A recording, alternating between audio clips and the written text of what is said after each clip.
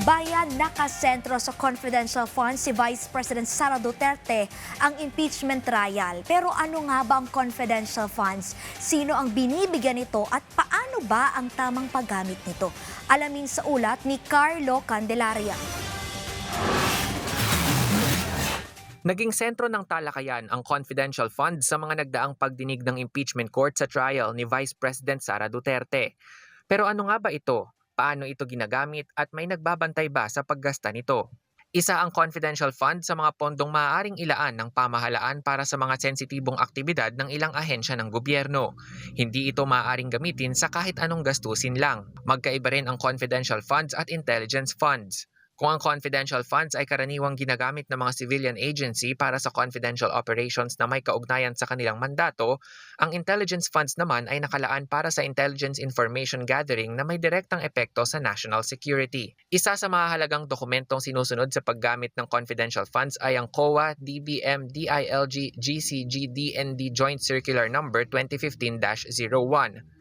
Dito nakasaad ang mga panuntunan sa pagpapalabas, paggamit, pag-report at pag-audit ng confidential at intelligence expenses para matiyak ang wastong paggamit ng pondo ng bayan.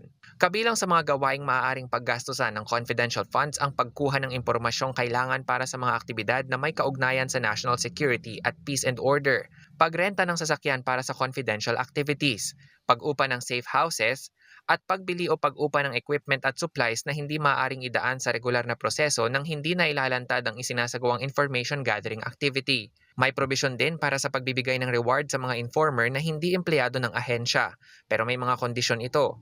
Kailangan ng kaukulang approval.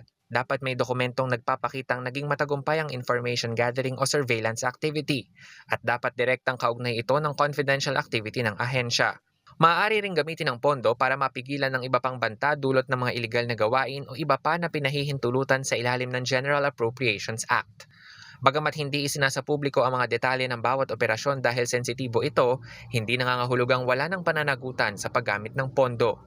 Sa katunayan, may sariling audit unit ang COA para sa mga confidential at intelligence funds na kilala bilang ICFAO o Intelligence and Confidential Funds Audit Office.